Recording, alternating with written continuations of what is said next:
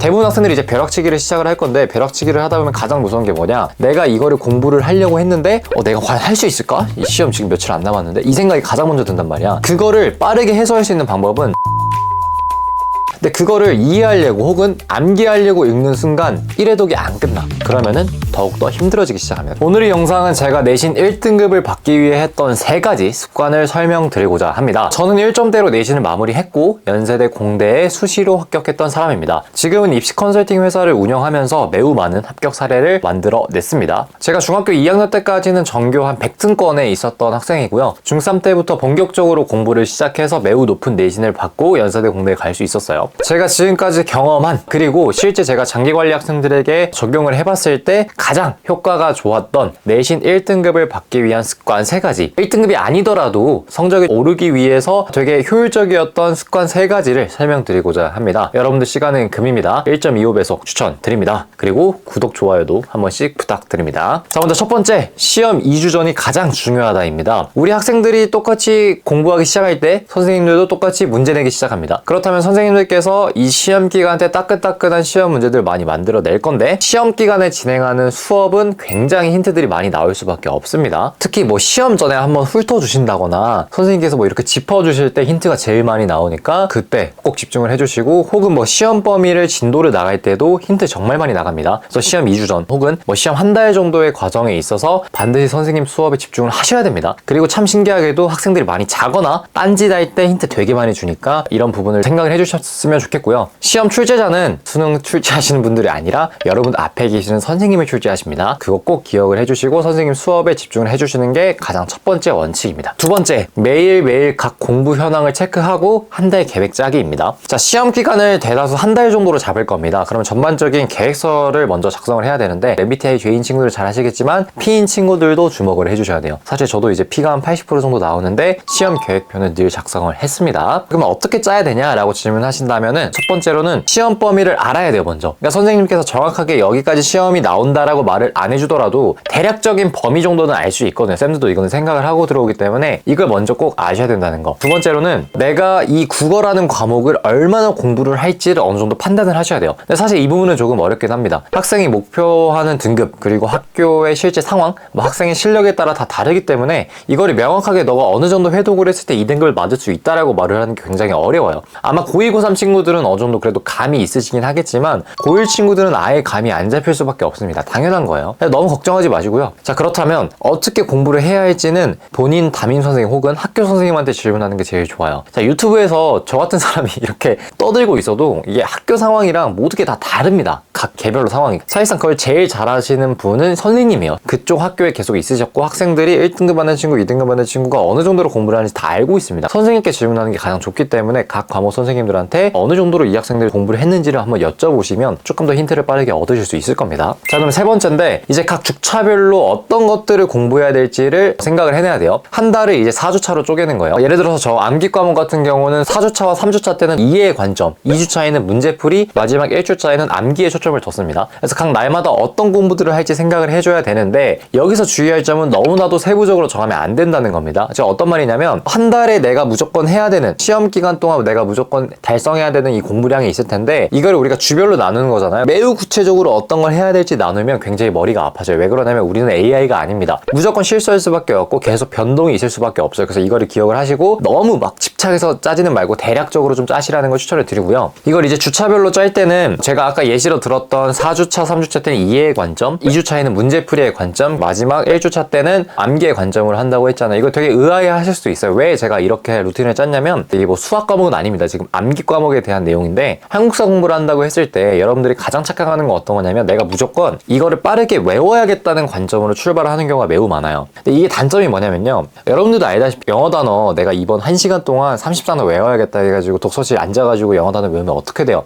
안 헤어지잖아. 그거 저도 알아요. 안 헤어져요. 중요한 건 내가 이거를 암기하려고 들어가는 순간 어떻게 된다? 힘이 들어가요, 몸에. 그래서 잘 안 헤어져. 결론적으로는 제가 4주차, 3주차 때 어떤 거 하냐면 한국사 교과서를 계속 읽어봐요. 제 루틴은 어떻게 되냐면, 먼저 그래서 아무 생각 없이 그냥 책 보듯이 무조건 다 읽어요. 내가 이걸 외워야 된다도 아니고 심지어 이해해야 된다는 생각도 안 해요. 그냥 읽어봐요. 왜 그러냐면 대부분 학생들이 이제 벼락치기를 시작을 할 건데, 벼락치기를 하다 보면 가장 무서운 게 뭐냐, 내가 이거를 공부를 하려고 했는데 내가 과연 할 수 있을까? 이 시험 지금 며칠 안 남았는데, 이 생각이 가장 먼저 든단 말이야. 그거를 빠르게 해소할 수 있는 방법은 처음부터 끝까지 일단 한번 읽는 게 가장 빨라요. 근데 그거를 이해하려고 혹은 암기하려고 읽는 순간 1회독이 안 끝나. 그러면은 더욱더 힘들어지기 시작합니다. 그래서 1회독 같은 경우는 내가 이해도 안 해도 돼요. 심지어 그냥 읽어보세요. 글자랑 친해진다 생각하고. 2회독부터는 이제 이해의 관점으로 초점을 두는 건데, 암기를 하려고 하지 마세요. 이해하려고 해야 돼요. 내가 한국사 관련해가지고 조선시대에 어떤 왕들이 있는데 이 왕들의 정책이 어떤 건지 그냥 이해하려고 하세요. 외우려고 하지 마세요. 저는 이거를 2회독, 3회독, 4회독 거의 5회독까지는 이해 관점에서 계속 읽었습니다. 이렇게 이해를 하고 나면 분명히 이제 자습서나 평가 문제집 풀 것들이 있을 거예요. 이걸 이제 2주차 때 풀었어요. 2주차 때 이런 것들을 풀고 난 다음에 관련해가지고 선지나 분석을 하다 보면 내가 몰랐던 개념들이 나오기 시작합니다. 그럼 그런 개념도 모조리 자습서에 옮겨 적는 거죠. 마지막 1주차 때는 어떤 거냐면 이제 암기를 시작하는 건데, 이때는 뭐 서술형 나올 것들 체크해가지고 모조리 암기를 하셔야 되고요. 자주 사용했던 방법이 백지 노트 공부법, 뭐 유명하죠. 백지에 써내려가면서 계속 아웃풋하는 훈련을 하는 거고, 그 다음에 인형이랑 대화하는 거, 뭐 이런 거 있죠. 세워놓고 얘기하는 거야, 얘한테 계속. 조선시대에는 지금 뭐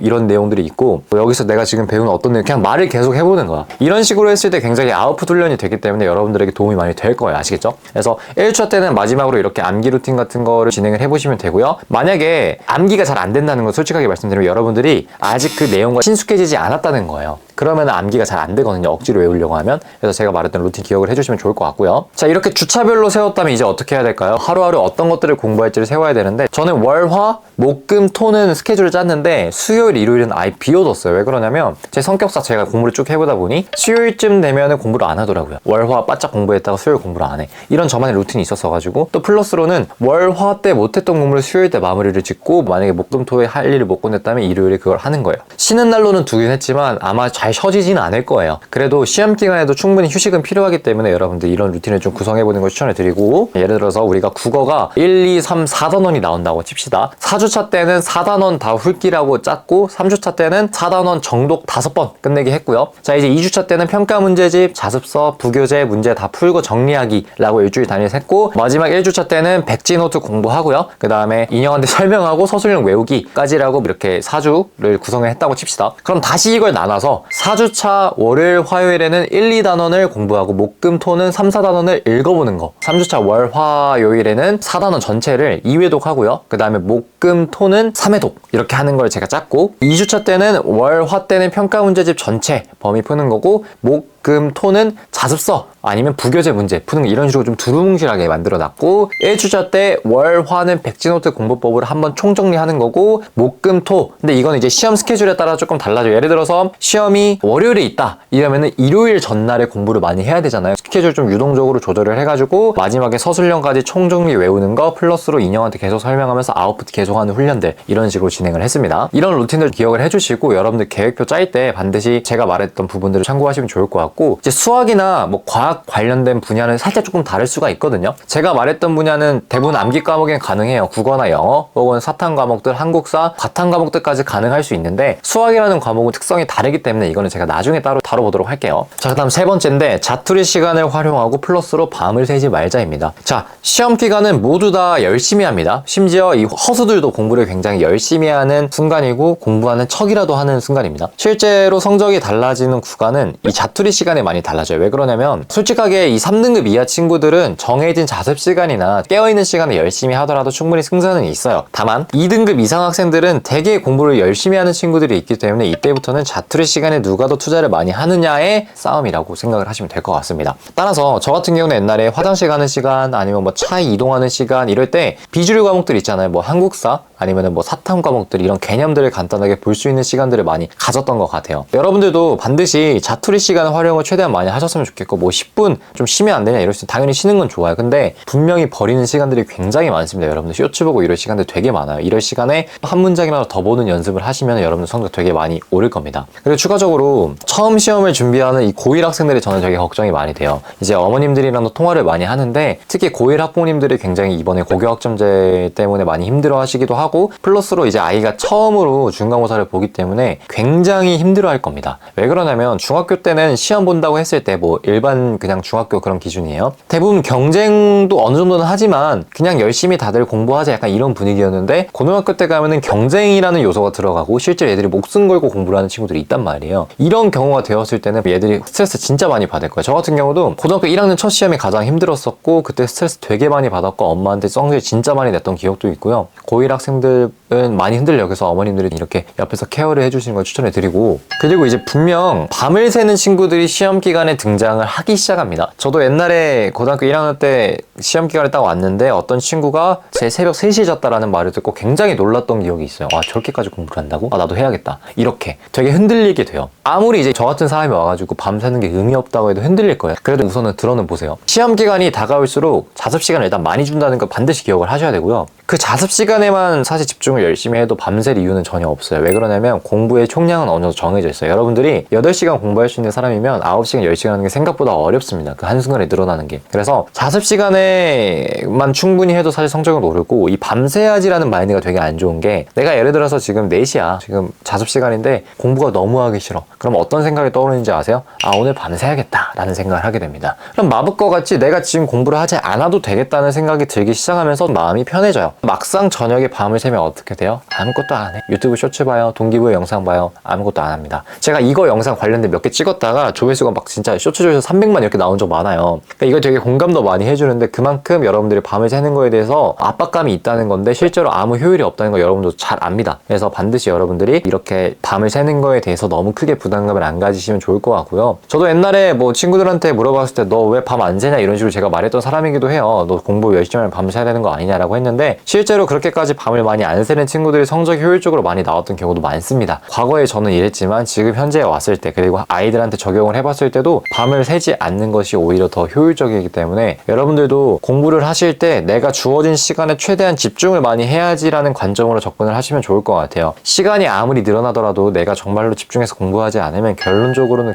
되게 비효율적이야. 스트레스만 많이 받고 그런 문제점이 많이 생깁니다. 사실 저 같은 경우도 이제 이거 일을 하잖아요. 저도 이 관련된 일을 할 때 제가 작년까지만 하더라도 되게 시간 투자를 엄청나게 많이 하면서 끙끙대면서 일을 되게 많이 했었어요. 물론 공부와 이런 일의 관점은 조금 다르긴 하지만 저도 지금은 조금 더 효율적으로 일을 하기 위해서, 그리고 시간을 엄청나게 많이 갈아 넣는 것보다는 적은 시간에 최대한의 아웃풋을 내기 위해서 노력을 되게 많이 했더니 결론적으로 일의 효율이나 전반적인 퀄리티나 이런 게 다 오르더라고요. 그래서 여러분들도 공부하실 때 반드시 효율적인 측면에 있어서 공부를 좀 열심히 해보시면 좋겠다라는 설명을 드리고 싶습니다. 오늘은 제가 이제 내신 1등급을 받을 수 있었던, 그리고 제가 장기관리 학생들에게 실제로 이걸 적용을 해봤을 때 학생들의 성적이 오를 수 있었던 좋은 습관 3가지에 대해서 설명을 드려봤습니다. 자, 여러분들이 시험 기간이라 많이 힘들 거 저도 잘 알고 있습니다. 특히 이제 학부모님들도 아시겠지만 지금 현재 아이들의 상태가 제일 안 좋아요. 스트레스가 엄청 심하실 거고 학부모님들도 스트레스를 많이 받으실 겁니다. 제가 학생들 대신해서 말씀을 드리지만 진짜 엄청나게 많이 힘들 거예요. 제가 이제 아이를 가져본 경험은 또 없다 보니까 학부모님들 입장에서 공감을 해드리고 싶어서 저희 어머니께 시험 기간에 저를 위해 어떻게 노력했는지를 글을 써달라고 부탁을 했어요. 그래서 해당 내용은 제가 지금 이렇게 말씀드리는 건 어려워서 댓글에 남겨둘 테니까 여러분들 꼭 한번 보시면 좋을 것 같고, 자, 요즘 이제 생활기록부가 엄청나게 중요하다는 말 많이 들어보셨을 겁니다. 당연히 중요해요. 다만 내신이 생활기록부보다는 훨씬 더 중요하다는 걸 꼭 기억을 해주시면 좋을 것 같고요. 생활기록부를 위해 내신에 피해가는 행동들은 절대 하지 마세요. 반드시 내신을 위한 시간 투자를 많이 하셨으면 좋겠다는 생각이 듭니다. 아시겠죠? 이제 다음 영상부터는 또 이제 제 전문 분야인 입시, 생기부 관련된 이야기를 해야겠죠? 제가 컨설턴트를 하지만 연대 공대를 갈 수 있었던 공부 비결도 얘기를 해줄 수는 있습니다. 간혹 컨설턴트가 어떤 공부법에 관련된 이야기를 하냐라고 하실 수도 있는데, 저도 사실 그거는 어느 정도 인지를 하고는 있지만 그래도 제가 나름 연대 공대를 가지 않았습니까? 제가 실제로 학생부 종합전형으로 합격도 했고 그 얼마나 힘든지를 다 알고 있고 어떻게 챙겨야 되는 그 메커니즘을 잘 알고 있기 때문에 여러분들 컨설팅을 해줄 때도 조금 더 효율적으로, 그 다음에 학생들의 입장에서 또 공감해주고 현실적인 전략들을 많이 짜줄 수 있다고 생각을 해요. 그래서 저도 공부법 관련된 내용들을 공유를 조금 해드리고 싶어서 이렇게 말을 했고요. 이제 앞으로 시험이 끝나고 나면은 엄청나게 많은 수행평가가 몰려오기 시작할 겁니다. 이제 저희도 그거에 관련해가지고 장기관리도 받고 있으니까 출 공지를 좀 참고해 주시면 좋을 것 같고요. 여러분들 시간을 최대한 줄여주기 위해서 저희가 노력을 하는 거고, 이제 다음 영상에서는 GPT와 생활기록부의 연관성에 관련된 내용을 소개를 해드리고자 합니다. 저는 입시 정보 차이로 불이익당하는 학생들이 없도록 이 자리에서 최선을 다하도록 하겠습니다. 오늘도 행복한 하루 되세요. 감사합니다.